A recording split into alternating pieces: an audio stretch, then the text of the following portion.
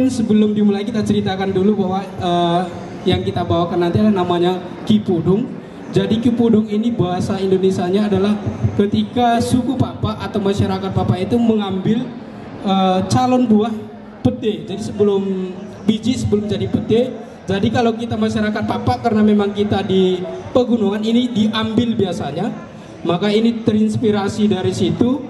Kemudian menceritakan tentang sepasang kekasih yang berbalas pantun nih. Jadi yang dinyanyikan nanti sebetulnya kalau bahasa Indonesianya berbalas pantun, bagaimana si laki-laki merayu, menggoda si perempuannya gitu ya. Iya. Kalau bahasa papanya umpama gitu ya. Umpama gitu ya.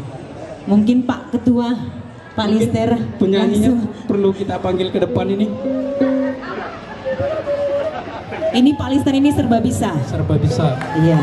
Walaupun... Joker kalau di kartu.